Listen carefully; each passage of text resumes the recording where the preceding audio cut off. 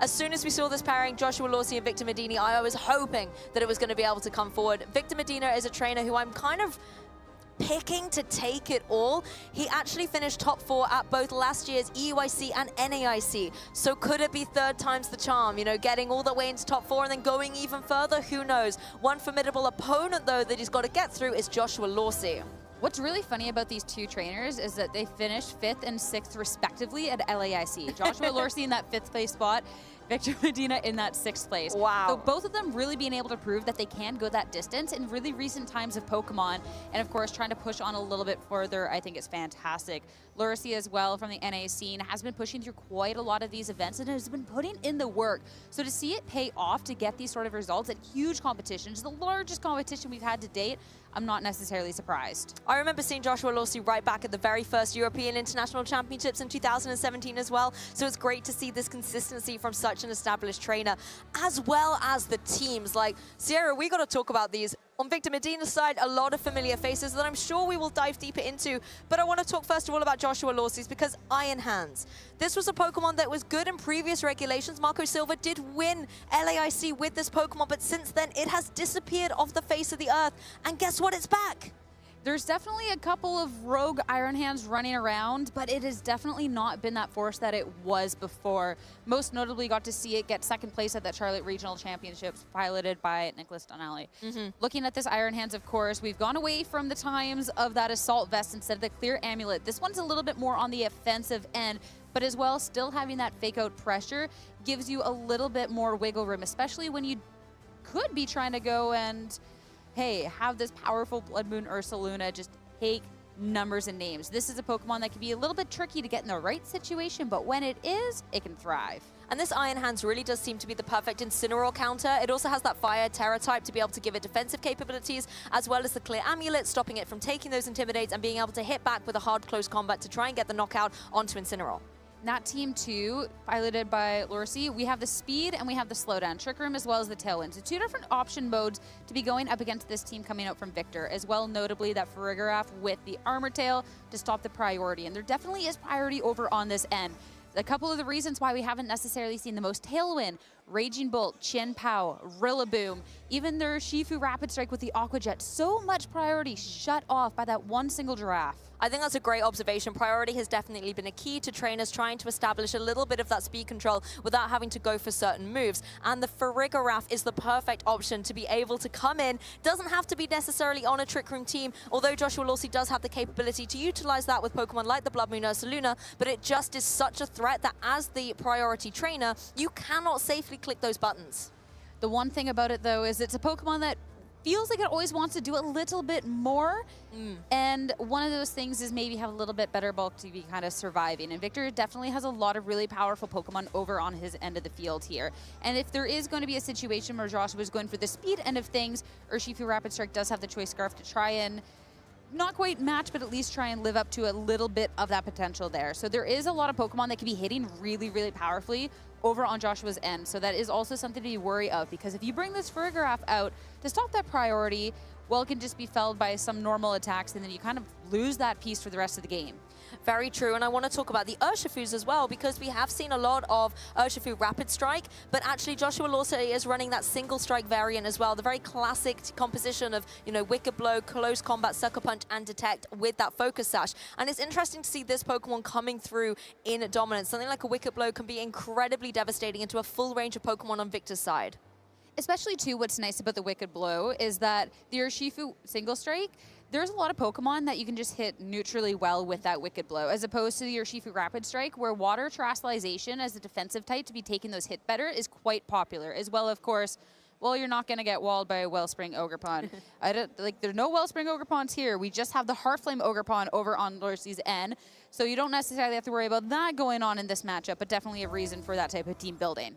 And the fact that Lorcy has the fast and the slow mode, I'm interested to see which one he's going for. Iron Hands and Farigiraf on the field. This normally smells like Trick Room to me, whereas on Victor Medina's side, it is that Raging Bolt and Landorus.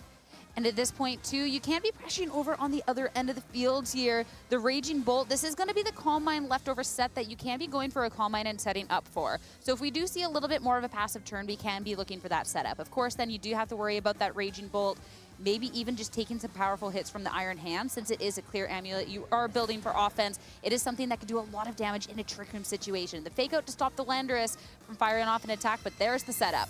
Absolutely love this play. Victor Medina capitalizing on the fact that he doesn't really have a way to stop the Trick Room from going up, so instead going to make sure there's some defensive capabilities in its face by going for that Calm Mind. Trick Room has indeed been launched by Joshua Lorcy, and those turns will start ticking away. If you're Victor Medina, you want to find a way to either get some KOs in this time, but also burn through the Trick Room turns to get that speed advantage at the end.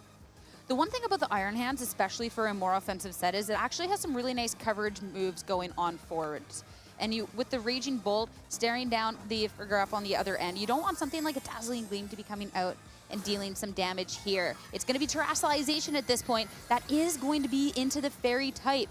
Notably, though, you are still weak to something that the Iron Hands can be throwing out into it, though it won't be doing that significant damage considering the weight of the Pokemon. Landorus on this turn, just the Protect. Yes, Victor stalling through these turns, trying to keep that Landorus a little bit safer. The close combat was actually the move of choice into that Protect, so no damage from this Iron Hands on this occasion as the Farigiraf is able to go for that Psychic. Fantastic defensive play by Victor going for that Protect. Now what is this Raging Bolt going to do? It's the Dragon Pulse is the choice.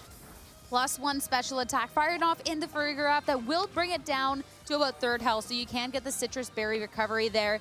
It'll be close whether it does survive past that one next turn, though. Great opportunity for Victor not to be taking any damage on his end of the field there, but you still have to be really, really careful. There's going to be a couple of things that won't really appreciate the swap-in given, and the Landorus, it's such a powerful Pokemon, it feels bad to give it up for free. Exactly, and Landorus is such a threat. You can understand why Joshua was trying to, double into it, remove it from the field. But you also, if you're Joshua, want to make sure that you've got Pokemon on that can deal big damage out. So the close combat coming through, kind of underwhelming, and you are going to get the defense drop here on both defense and special defense for your troubles. That will leave you a little bit more vulnerable to a follow-up from Victor's side. The Psychic comes through, is enough to be able to get the knockout, though. So Farigiraf getting a KO. So one powerhouse Pokemon is going to be taken care of in this. Raging Bolt, Dragon Pulse, in the Farigiraf again. Won't even find out if it was going to be close. Critical hit will seal the deal. Trading 1-for-1 Pokemon over on this turn. This is where things get interesting, though, because as the Trick Room trainer, you can now bring in one of your sweepers, and Blood Moon Ursaluna is fantastic at this. However, it is a special attacker, and that Calm Mind on the opposing side, on Raging Bolt's side, is going to help Victor out from withstanding these attacks. And with Farigiraf gone as well, bringing in the Incineroar, you do have access to your priority moves. You do have access to your Fake Out once again. So there is something that can be stopped on this turn of Trick Room. And with no capability and no way of setting that back up, you are limited for time for how often that Dimensions and that speed is going to be in your favor. You are also at that -1 defense and -1 special defense too. So the Iron Hands at any point doesn't really feel the safest. We have previously seen Iron Hands go for something like a Volt Switch, but that's not something Joshua has the utility for. So if you want to get the Iron Hands off the field, it either has to be KO'd or has to be a hard switch, and that might be too much risk. You want to use these Trick Room turns in order to get damage on the board. So if I was Joshua, I would keep this Iron Hands in play, try and go for something like a ferocious close combat into that opposing Incineroar, because that's not something it can ignore. Fake Out, that'll be into the Blood Moon Ursaluna to make sure no damage done from that turn. Close combat fired back into it, not even picking up the KO, bringing it down to just a sliver of health. Now -2 defense and special defense. Raging Bolt still gets an action here. Dragon Balls fired off into it. Iron Hands just barely surviving as well. These clutch survivals on both Iron Hands and Incineroar in this turn, really bringing up the adrenaline of the match. Iron Hands now in a position, thanks to the Trick Room, where it can try and either finish off the Incineroar or try and get some physical damage onto this opposing Raging Bolt. Incineroar, however, in a very precarious spot. Both of the Pokemon, both of the survivals here, you will have one more turn to be acting with that Iron Hands now with that survival, which is absolutely clutch here. And you still have a little bit of time to be making use of this Ursaluna. And you need to make sure you can do it fast. You can protect on this turn. You also, on Victor's end, can just be targeting down that slot. So hopefully you can find that mileage with that Iron Hands, but protect from the Raging Bolt as well. I like the Raging Bolt, though, staying on the field and preserving it well. So going for the Protect is a really nice play. The Wild Charge was indeed targeting down that slot, so a great call by Victor, just making sure to keep this Calm Mind boosted Pokemon on the field. The Flare Blitz also going into the Protect, so a very null and void turn. Both trainers, playing defensively as Trick Room ends. And then now it's going to be speed, more so in Victor's favor, considering the slower Pokemon over on Lorcy's end of the field here. And the Raging Bolt is still sitting at full health here. And it still has this +1 special attack and special defense boost. So it is something that can be putting off that pressure. And at this point, we still haven't seen idle Pokemon. We won't this time either. Dragon Pulse, that'll be more than enough to take care of that last final 3 HP. I also like the fact that now Trick Room's over. You don't even have to worry about going for a Thunderclap. You can just go for these Dragon Pulses and get some really good damage out on the board. Just making sure to get those KOs. Ursaluna is able to retaliate and get the knockout on the Incineroar, however. And at this point now, you only did a little bit of damage to that Raging Bolt with that Hyper Voice, considering the spread damage attack and that special defense boost that it already had here. But finally, this Iron Hand's going down. There is another threat in the back. It'll be the Heartflame Ogerpon over for Lorcy, but it will have to match up against this Rapid Striker Shifu over on Victor's end. Both trainers down to their last 2 remaining Pokemon, so there can be no switchability on the field. Ogerpon, with the offensive pressure it can give out physically, can be a really good counter to this opposing Raging Bolt. However, Urshifu, being that offensive pressure, very, very speedy with the Choice Scarf, can hit hard with those surging strikes. It's not something that Joshua wants to take necessarily on either Pokemon. The Ogerpon as well, I don't know if it has enough in the tank to be able to get a one-hit KO. Well, it won't be one. It's taking a little bit of damage on Raging Bolt, but be able to get the knockout here. Maybe Ursaluna has to invest into that terrestrialization, even though it's specially defensively boosted up on Raging Bolt's side. It might give it that extra bit of damage to enable Ogerpon to get the knockout. This feels so bad, especially if you're having to use something that could be dealing damage in this situation that's not able to then maybe have to go for that Follow Me instead, so that Ursaluna can be taking the brute force of that, because, hey, Victor, there's a lot of power still on that end. Terrestrialization coming out now here, trying to make the most of the damage coming out with this Terra Normal Blood Moon Ursaluna. And if you're the Urshifu on Victor's side, what do you lock into here? Because it must be tempting to go for the close combat into that Ursaluna, but then you're going to be dropping your stats the whole time. You probably want to go for that Surging Strikes, but no offensive moves coming out from Ogerpon. Instead, the Follow Me, drawing in that close combat. So it doesn't get the knockout, but now Joshua knows that the opposing Urshifu is going to be vulnerable to extra damage. That Ogerpon still just surviving. It won't survive that double up though. Dragon Pulse coming out, and it's now just this sole Blood Moon Ursaluna. Of course, you're going to get more damage coming out with this Blood Moon, but having to take down these Pokemon one at a time. Targeted into this Raging Bolt will be enough to be taking down the KO. 1 Pokemon apiece for these trainers. Calm Mind is nothing in the face of that Terra-boosted Blood Moon. Such formidable damage cannot be used twice in a row for very good reason. Now the question is, the close combat on the Urshifu, it's Choice Scarf locked. Surely that's going to be enough to get the KO on Ursaluna. Yeah, at this point too, the super effective hit. I mean, we talk about the amount of damage that Urshifu can do for a reason, right? So, hey, if we just have the craziest Ursaluna out there imaginable, then you know what, I'll eat my words on that one. But all things considered, think that this Ursaluna there's no shot here. We have seen some, you know, clutch 1, 2 HP survivals, but as you can see, it's looking a little bit difficult for Ursaluna. It can go for something like the Hyper Voice, but to be able to hang on after you've taken already a significant amount of damage against something like close combat is just too high to climb. But let's have a look. Close combat comes in, and nobody's surprised there's a knockout. I don't have to eat my hat this time around. Ursaluna is gonna go down, and with that, Victor to take this first match here in our round at 7. Great match, great play too, even just taking advantage of like, hey, I can't stop the Trick Room.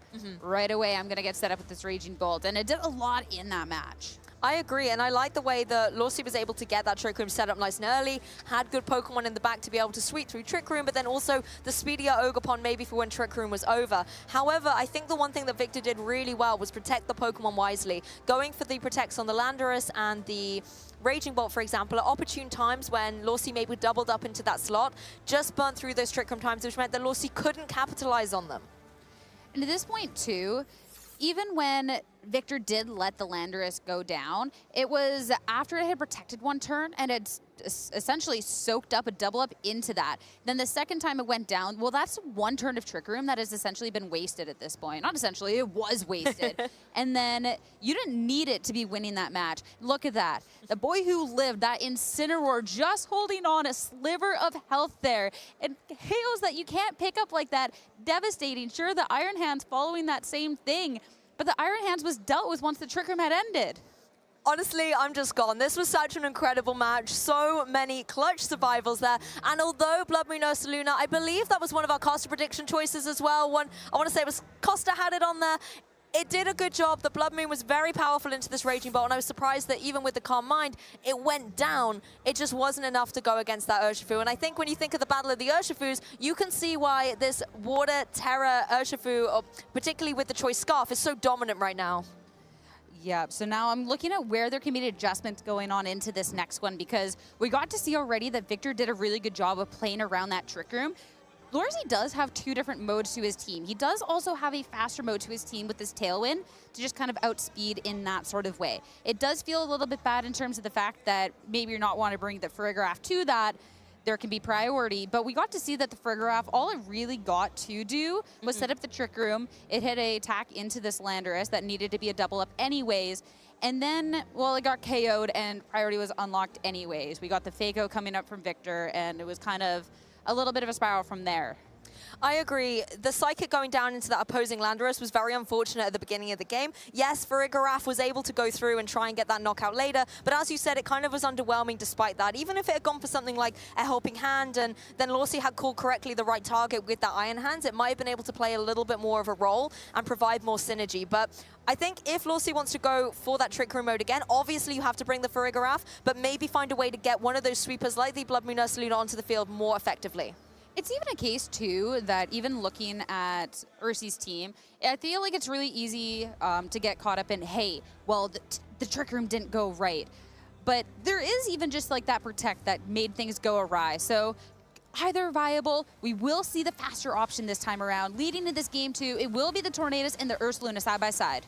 This is definitely a shake-up for the books. Lorcy bringing in the Tornadus that isn't known for Trick Room, but instead known for Tailwind, trying to boost up the speed very quickly and effectively on Lorcy's side, maybe allowing that Ursaluna to get some damage on the board before Raging Bolt can go for a Calm Mind. Where this is tough, though, with the Urshifu being led over on Víctor's end of the field, this threatens into the Ursaluna so much. So basically, you can get the speed on your end, but the damage capability coming out from the Ursaluna and the fact that you have an offensive Terra as opposed to a defensive one makes things a little bit tough. And if you're just having your Ursaluna just get KO'd and the Raging Bolt starts getting set up, well, then it's also going to be a really, really tough situation here. So being able to see the swap coming out to potentially soak up a close combat could be a fantastic switch. You have to know when to protect your Pokemon, and this is a fantastic adjustment here. The Taunt coming through, actually, really love to see this. No Calm Mind can come through from Raging Bolt now, but the speed is still going to be in the corner of that opposing Urshifu. It was indeed locking in that close combat that's still with a critical hit, does huge damage to the Iron Hands,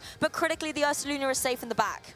Yeah, that is not the damage sponge that you want at that point. The Taunt did stop the Raging Bolt from having that setup, though. It'll also be stopping it from a Protect. So it will be a Pokemon that Víctor has to be swapping out if he doesn't want it to be falling into a potentially type of fate going on into this turn. Though I don't think it necessarily seems to be too threatened by either of these Pokemon right now. You could just start trying to deal a little bit of damage over onto Lorcy's end. And this is where we've seen Iron Hands be so good in previous formats. It's on the field now. It can go for something like the Fake Out, enable the Tornadus to be able to try and get some damage out on the board, particularly against the Urshifu that still has that fighting type. If you want to go for something like the Bleakwind Storm, as long as it's able to connect, that will still deal significant damage. Urshifu swapping out. -1 defense and special defense, absolutely no thank you. Incineroar coming in instead. This will also have the Fake-Out pressure going in on that next turn. The clear Amulet onto the Iron Hands. No stat drop coming out from that Intimidate. Drastalization will be coming out here, though, quite early in this game number 2, and that'll be yet again the Raging Bolt. Víctor's not messing around here, wanting to make sure the Raging Bolt, even though it cannot go for the Calm Mind, that it has that defensive capability and can still apply pressure on the field. Becoming the Fairy type does give it a lot of nice coverage, particularly against the Iron Hands. The Fake Out going down into that slot means Raging Bolt will not be able to capitalize on its shiny new form, though. It is going to be taking some damage from the Bleakwind Storm. A miss onto the Incineroar this time around. Now, Víctor is just going to be gaining a little bit of health back. Sure, you didn't necessarily get the boost that you wanted on the Raging Bolt, but you're not really taking the most damage anyways. We still haven't had Tailwind set up, so there could be the chance to just try and go for it now at this point. But at this point, it's like turn 3 and really not too much has happened. I'd have to start worry about the Thunderclap coming through from Víctor's Raging Bolt there into the Tornadus if you want to go for another Bleakwind Storm per se. So possibly you're right, the Tailwind could be the safer play here, or you could try and utilize the opportunity to switch up the board position. The issue again is the Incineroar's here for Víctor, can go for that Fake Out, can enable the Raging Bolt to just get some damage off on the board, but that Tailwind has finally come into play. be so risky to try and go for it when you could still be doing some damage. Close combat into Incineroar. Super effective hit would be more than great to get the KO this time around. A big piece of Victor's team gone. So that is a great way to start taking a little bit more momentum going on forward. Dragon Pulse now, the Iron Hand's already so low, and since this one doesn't have the Assault Vest, well, yet again, we're trading Pokemon. Yes, and this gives both our trainers the opportunity to bring in one of those Pokemon from the back. Considering the Tailwind is now up on the field, this could be a nice opportunity for Lorcy to bring in something like maybe the Ogerpon in the back to be able to capitalize on this. Because as you mentioned before, the Choice Scarf on that Urshifu still does cause a few problems for the slower Pokemon on Lorcy's side, even in a Tailwind environment. And the thing is you have to make sure the attackers that you have are doing the most in this situation. So the Heartflame Ogerpon coming out, not surprised at this point. It is still difficult when staring down this Raging Bolt, the damage output that you can be doing at this point. But at least you do have ways to be hitting into that Urshifu with something like a Wood Hammer. And since this Urshifu is Choice Scarf, it doesn't have a Detect. Exactly. This is where things always get interesting for me when it comes to terrestrialization, because if you've got the Ogerpon on the field, you want it to start really trying to pack a punch and go through a lot of these opposing teams. Urshifu retreating here for Victor, wanting to keep it a little bit safer for later, maybe when when Tailwind is not on the field, and you can get that speed momentum once again. Tornadus just shutting down this Raging Bolt, does not want any Calm Minds, not here today, making sure it cannot go for any of those setup moves. As Ogerpon just goes straight out for a Wood Hammer, catches the Landorus, does about 2/3 of damage. There'll be a lot of damage done. Some recoil, though, and follow-up Dragon Pulse into it. Won't be enough for the KO, but Victor knowing that, hey, there is a potential of a taunt, or maybe even just wanting to start dealing some damage into this Ogerpon, just going on the offensive. Does mean that, again, there is still no Protect going out. You don't have to worry about a setup. But now from Joshua, you have to look at what options you want to be having here. I mean, it does have to be attacking time with the Tornadus. You've already set the Tailwind and the Taunt. What else can you really do? That's the thing. Tornadus is sitting very pretty on the field, but it's not doing a lot of damage. I think living in fear of that opposing Thunderclap that can come through from Raging Bolt. And Raging Bolt shut down at the moment. It doesn't have a choice but to go on the offensive. Yeah, it could be the Dragon Pulse to be safe, or saying that, hey, what else can Lorcy really do? Go for it. Instead, into the Ogerpon, but the survival, not very effective hit, and that is going to be a huge survival. Ivy Control followed up, hitting into the Raging Bolt, will bring it down low. Bleak Windstorm, that will be the double connect, enough to take care of the Landorus. The Raging Bolt so low. Honestly, Tornadus got away by the skin of its teeth there, able to go and get the knockout on the opposing Landorus with the Bleak Windstorm and dodging out of the way of a Thunderclap that was actually aimed for its partner. But even then, Lorcy's Ogerpon knew the stakes at play and was able to hang on.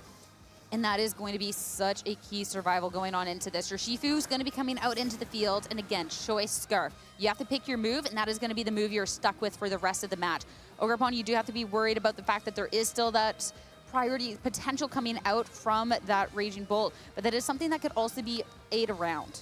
I love this play by Lorcy here. You can go for something like the Follow Me, draw in the potential Thunderclap that threatens your Tornadus so heavily, allowing the Tornadus to go for that Bleak Windstorm. It looks like it might be able to get the KO onto that opposing Raging Bolt, and at the same time, it's going to deal super effective damage to that opposing Urshifu. You know it can't terrestrialize. Raging Bolt's already done that. That would be some good damage as long as it can connect. That's the biggest if. Aqua Jet from the Urshifu, that will be the connect here at that point to take that Ogerpon down, and now down to that Tornadus. Thunderclap, since one Pokemon was already taken care of, well, this one's going to be fired off. The Tornadus will survive. Super effective hit, and the Bleak Windstorm, well, it's missing, and it won't take care of that Raging Bolt. The Urshifu surviving as well. Doesn't manage to sweep the Urshifu off the field either. It's still hanging on. I mean, what an interesting interaction with those priority moves as well. Even though there was the Follow Me, being able to KO it with that Aqua Jet enabled Raging Bolt to be able to still deal big damage, but it didn't get a knockout. Tornadus is still in the game. The issue, however, is the Ursaluna. What can it really do against both of these Pokemon, particularly when the speed is not on its side? Well, the thing is we still have this opportunity, maybe go for it, unless Victor wants to be trying to take care of the Tornadus on this turn. But this Ursaluna does have full health, and it does have access to spread damage moves. And sure, these two Pokemon have survived, but they're not necessarily too healthy. And what was scaring down the Ursaluna before, which was so scary, was the close combat. We don't have access to that anymore, and we still have the terrestrialization. So you can get out of that water-type weakness and fire off this attack. That's such a good point, actually. The Choice Scarf completely locking it into that Aqua Jet. It's a huge amount of pressure on Victor to have gone into that move because it cannot switch it up for that close combat. Once again, the Blood Moon Ursaluna in this end game going for its terrestrialization. The Hyper Voice will be devastating to both these opposing Pokemon. And that's the Blood Moon Slovenia save for this Aqua Jet. It will be no speed, but unless this Raging Bolt can deal with this bear, we're getting so intense. Oh, it gets off. But Calm Mind instead, trying to have some sort of survivability, but with this move, this will connect both. Surely this KOs. That's the thing. I think the Calm Mind has come too little too late. The taunts from that Tornadoes have really helped out for this end game. Joshua Lorcy forcing into a game 3 here. And really showing with different modes to the team the flexibility that it has and playing out of some really, really tricky situations as well. Of course, Victor having access to those priority moves was something you had to dance around the entire time. A super dangerous tango, but finding really good ways around that. And it was a really nice play from Victor to have that Aqua Jet into the Thunderclap. It was such a nice play, but the issue being you are now locked into that Aqua Jet that then loses you that end game when you are staring down a full health Blood Moon or Saluda. So now we have to see in this game 3 where these trainers' minds are at. Because if you're Lorcy, well, the Tailwind mode won me the game. It wasn't a free match, though. And Victor now can play into that and has those kind of options. So I'd be really intrigued if he wants to kind of go back to try and catch Victor off guard or just straight commit. For me, it was all about the Raging Bolt on Victor Medina's side. The fact that it was denied that Calm Mind, met that Thunderclap right at the end that finally was able to connect on the Tornadoes wasn't enough to get the KO. I think with possibly a boost on it, it might have been able to try and do something. But unfortunately, not being able to get that defensive capability up meant that the Hyper Voice towards the end was also able to easily secure the knockout. This was big damage as well. In game 1, we saw the Incineroar just hang on, but then I think the follow-up here just enabled that one precious piece on Victor Medina's team to fall very early on. Yeah, and whether Lorcy knew that was supposed to be a roll or that he just got unlucky in that game 1, or not, being able to get the KO is so huge. Big survivals coming out too. I mean, that Ogre Pawn being able to take that hit to fire off, start dealing with the Raging Bolt. When you look at how much was returned, maybe it doesn't seem so significant at first, but it's the consistent damage that takes care of the Raging Bolt. And even that end game, once it was finally not taunted, Calm Mind, well, it's not going to help you out in this case. You've already taken so much damage, and this Hyper Voice is more than enough to take care of things, especially in the Terastallized form. And Tornadoes was able to sit very pretty on the field. I think in game 3, if Victor does see that, he might want to try and remove it from the field a little bit sooner. Stop it going for these Tailwinds, stop it going for these taunts. Well, it's going to be big adjustment coming out from Lorcy, reminiscent of that game 1 here. Iron Hands Fergraph yet again, and Raging Bolt Urshifu over on Victor's end. This, I'm a little bit scared. This Urshifu will definitely be dealing some damage, and the Raging Bolt, again, if it doesn't feel threatened, can start setting up. It's a very commanding start by Victor here. A lot of offensive pressure on the field. You can go for something like that Calm Mind again, but also Lorcy applying pressure with that Trick Room, maybe trying to get that sweeping momentum going through. The Terastallization coming straight out onto the Raging Bolt to no supplies. 3 out of 3 for this Raging Bolt going into its Fairy Terror. Must really love that Raging Bolt giving the little heart to put on top of its head every single game so far. Urshifu not going for a super powerful hit other than that U-turn. This will be a chance to pivot out and actually pretty significant damage into the Fergraph, all things considered. Yes, nice to be able to get a good chunk onto the Fergraph to leave it in a little bit more of a vulnerable spot going forward. And particularly with the Landorus coming in, this is a Pokemon that can apply great pressure to the Iron Hands with something like an Earth Power going forward. To no surprise, finally for this Raging Bolt, it's able to get that Calm Mind up when it wants to, boosting up its special defense and special attack to make it a little bit more formidable going forward. Of course, there was no fake out coming through. The close combat doing nothing to that Fairy Terror. A fantastic defensive play by Victor Medina. And that's going to be a special defense and defense drop for that Iron Hand. Not posting it in the best positions, even with the Trick Room, the dimensions more so in its favor. And it feels bad when you're taking all of that in return for a Raging Bolt that's taken 25% health. Yes, and now Iron Hand's in a dangerous spot. Yes, it can try and go for some decent damage here, but the issue is that Earth Power coming through from the Landorus is going to hurt thanks to the close combat drop it took previously. I wouldn't be surprised to maybe see Joshua try and double down into that Landorus like we saw in game 1, but if there is a Protect, it's going to be null and void. And it's whether Victor wants to go down that road again, knowing that Lorcy has that information or not. He will not. So this double up into it. First off, the close combat. We got to see it didn't do too much before, but the Fergraph, of course, being slower, and that follow up there with that Psychic. into the Landorus. It's not going to be enough this time. Landorus on a sliver of health. The amount of survivals in this game is crazy. And now Dragon Pulse from the Raging Bolt will get rid of the draft. And I'm worried for this Iron Hands if this is an Earth Power going into it. Well, it's at -2 special defense. That is going to be a one-hit KO. Joshua Lorcy down 2 Pokemon early doors in Game 3. You might have the Trick Room, you might have the Dimensions, but Victor fully in control to be kicking off that Twisted Room, getting the double KO. Ursaluna and Ogerpon, an opportunity to get something that could be putting on more pressure in that Trick Room, but it is an uphill mountain from here. This is the thing, Trick Room's up, so you've got to utilize it. You're not going to be able to get it up again. The Trick Room user has been put back in its Pokeball, but Ogerpon doesn't necessarily want to be in this Trick Room environment either, so you might see Lorcy try and switch onto that more supportive mode, going for something like the Follow Me. But if Victor plays defensively enough, you can easily stall this out. And the weird thing is despite the fact that you want to be taking advantage of the Trick Room, even a well-placed Protect, we got to see how far behind Lorcy fell in the first game when Victor had a well-placed Protect. So you can maybe even go for that. There is also the tricky situation that, sure, the Ursaluna does like to have these slow speeds. This Ogerpon, however, does not. This actually is a decently speedy enough Pokemon to where things are actually get kind of difficult given that. And the Landorus isn't necessarily the fastest over on the opposing end. So big decision. This could be a huge read to go on into this. And you can see the time that Lorcy is taking. This is a critical moment in this set. Only a few seconds left on the clock, and we're going to see Terrestrialization coming out the blocks here for that extra oomph behind the attacks. This time, not on the Blood Moon Ursaluna. Instead, it's going to be on that Ogerpon, dropping its grass typing and using Embody Aspect to give it a +1 attack stat. Try and make sure the attacks coming out are going to be dealing the damage you need, especially when you're staring down that Raging Bolt over onto the opposing end. But Protect, it's not wanting any of that. The Landorus already on a sliver, protecting as well. So no damage coming out from Lorcy, and now you have the information of what is terrestrialized in that turn. You said it just a moment ago, Sierra, that if Victor has a well-placed Protect, that can completely derail the way that Lorcy is trying to play through. And if you see this double Protect, not only does it stall through one turn of Trick Room, but it gives all of that critical information as well as just stopping Lorcy from gaining a bit of momentum. Yeah, Victor just playing this super, super safe going on into this too, because there is the potential where you could be trying to, hey, well, I'm not expecting this to get hit or anything else, especially since that Hearthflame Ogerpon out of Trick Room potentially could maybe set something up. Though you do have that Urshifu in the back, so maybe not worried about that too much.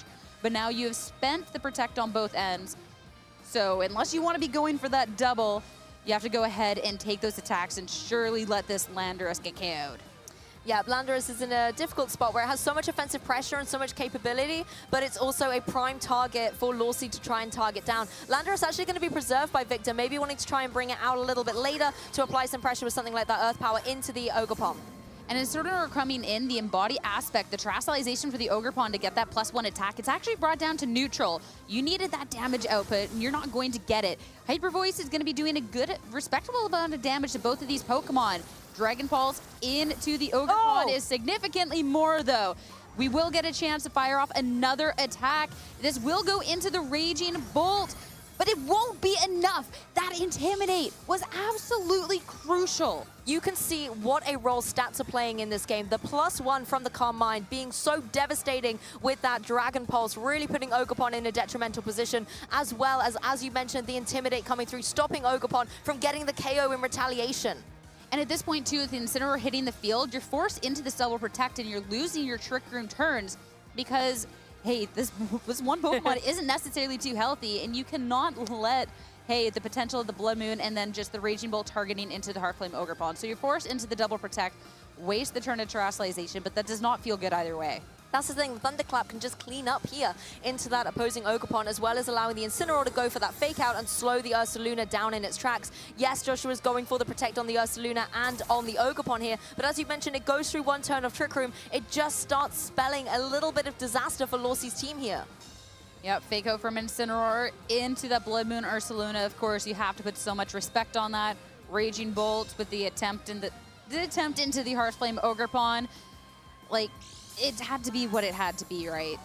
Yeah, there wasn't really too many other options for Victor here, but at the end of the day, there wasn't a lot to lose, to be fair, from that particular turn. Whereas Lorcy had everything to lose, and then that was the final turn of Trick Room here. And as you said, there is that Thunderclap pressure coming out from the Raging Bolt. The Ursaluna does have a lot of health here at this point, so if you can get through and target in, that could be really, really nice. You could even look at a potential KO. So there is that capability, but as soon as that Urshifu comes in, it's going to be just game, set, and done. That's the thing. Victor just needs to get rid of this Ogerpon, and then, as you mentioned, the Urshifu in the back can absolutely clean up against this opposing Ursaluna here. Close combat surging strikes. He's got a whole utility of options here. Landorus actually going to switch in, just keep maybe the fake out pressure for a little bit later on, as the priority Thunderclap deals with that Ogerpon, and now it is Blood Moon Ursaluna against the formidable team, all 4 Pokemon remaining of Victor Medina. Victor's been playing safe, play even safer. You can have your 2 Pokemon, you can have your Urshifu and your Incineroar in the back.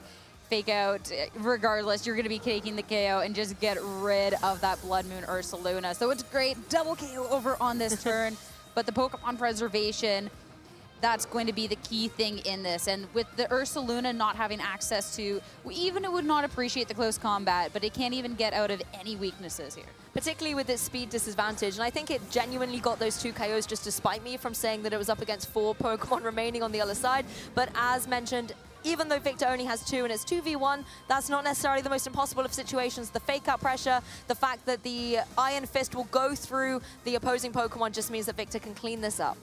Not too surprised to see that the battle been called, and with that, Victor Medina to take a 2-1 here, now 7-0 here at EUIC, and making his way into day 2. I love to see this. Victor Medina, a trainer I have rooted for, and honestly, keep an eye on him throughout the rest of this EUIC. He's going to be trying to go all the way, and with a 7-0 record, he's already making a claim for it. I mean, he definitely has the list of titles behind him, the amount of top cuts, especially at ICs that he has had, coming off of that 6th place at LAIC. So to see him make day 2, especially in such a spectacular fashion, not necessarily the most surprised. If you weren't already keeping an eye out for him, I'd honestly be shocked. Exactly, and of course Joshua Lorcy isn't down and out at the competition, has taken his first loss so far, but there are still 2 more rounds, and all he needs is just 1 win in order to advance into day 2. So yes, you've taken 1 loss, but you can still redeem yourself easy peasy. I say that. Don't jinx it. Don't jinx it. Okay, well, it's a 50-50 odds, I'm sure, but it works. You'd rather make it if you don't. But no, Lorcy also a very, very skilled player. I mean, when we're talking about LAC results, again, got that 5th place and has been really showing out at these NA events. So sure, that sucks to have your record now not be undefeated. It always is never the most fun thing to be taking the loss on stage, but you're still in a great position in this tournament, and being able to see the adjustments that he's made and the plays that he's made, no wonder he's made it this far. It's a tough in that game 3, because realistically, that's when we got to see the return of the Trick Room, and it could have been the thing that threw Victor off. Unfortunately, it just wasn't. Well, that's the game 3 situation. Do you go with the strategy that won you your game, or do you completely shake things up for that final match? And in this case, it got really, really intense, where Joshua went for the strategy that actually was the game he lost. Unfortunately, there was still no way through that opposing Raging Bolt. It's been the superstar standout Pokemon for me in this set, and Victor piloted it to perfection in this game 3. The amount of survivals coming out from both trainers' Pokemon, it reminds me of the games where it's Incineroar clutched it out so you wouldn't feel sad. I felt like that was the entire match there. Trainers must really love their Pokemon here, but it definitely made for a really roller coaster of a match, so it was exciting stuff. And I think we really saw the interaction benefits that stats do have, whether it was, you know, being boosted up by Calm Mind or even being dropped by Intimidate, or the close combat drops as well onto that Iron Hands were incredibly significant. To get the Oko from that Earth Power just meant that, you know, Lorcy was already on the back foot. Well, at this point, Lorcy might have been on the back foot, but Victor Medina 1 foot forward, making it further his competition, day 2 now, and he's on the main stage over as Charlie to talk about it. Victor living up to their first name there, being the Victor here in Swiss round 7 at EUIC. Victor, how are you feeling? I'm feeling great. I'm feeling very nervous, and yeah, but feeling great. The nerves don't need to be there, Victor. You're having a fantastic run so far, unbeaten here at the European International Championships. That's something to be really proud of. And it seems like staying calm and collected was the keynote of that match, with Calm Mind, Raging Bolt. Yeah, Calm Mind, Raging Bolt. I mean, all the team is very standard. The main builder is Taro Okada, and I think he made a really, really good team. And I think I just like to play a lot of good Pokemons and good team. So this team is perfect for me. It's just good Pokemons together. And it's clearly working very well for you this game. Now, in game 2, of course, the Taunt was able to shut down your Raging Bolt over on Lorcy's end. Tell us about your thoughts in that game 2. Well, in game 2, I think it was a bit of a 50-50. Either I fake it out the turn or I didn't. I didn't fake out the turn, and he read it very, very good. And he close combat into my in, and that's when the game ended completely. So, yeah. Yeah, there you go. And that was the writing on the wall. But then in game 3, very early double knockout over on Lorcy's end. Talk us through that. Yeah, in game 1, he KO'd with psychic close combat plus fake out. So I thought without the fake out, he couldn't KO my Lando, and I was right. Yes, yeah. Very fine margins, wasn't it? Yeah. But again, just like your Raging Belt, staying calm and collected yourself. With 4 Pokemon available to you right up until the very end in the face of the only 2 that are remaining over on Lorcy's end for most of that match there. So, how are you feeling about this team? It seems like pretty good heading into the rest of the day. I think this team is pretty good. I feel it's the team to beat. Okay. Yeah, so it's just like I like to play this type of teams that it's very standard, and play a lot and try to win as much as possible. Yeah, well, let's hope that it continues to get the results there for you, Victor. And so, day 2 potentially on the cards for you. We'll keep our fingers crossed. We'll have to see how that goes. What I'd like to know, Victor, Bulbasaur, Charmander, or Squirtle? Bulbasaur for sure. Bulbasaur, okay. Yeah. My goodness, Squirtle is having a terrible day at the office. Squirtle has no votes so far. We've got 4 Bulbasaur and 3 Charmanders. Stay tuned to see if Squirtle is able to claw anything back here, Victor. But finally, any shout-outs you want to give? Yes. Shout-outs to my eSport team, Esport Maniacos, Juste, and all the Indeed Armarouge players out there. But shout-outs also to my prep group, Antonio, Miguel, Sufi, Team C, Tab Nation, and my family. Especially my mother, who is suffering right now, I know, watching the stream. Hang in there. Thank you so much for joining us, Victor's mum. That's fantastic to hear the number of people who are behind you, Victor, and we'll keep our fingers crossed for you. Well, Victor Medina claims round 7, and right now for Victor, it's heaven.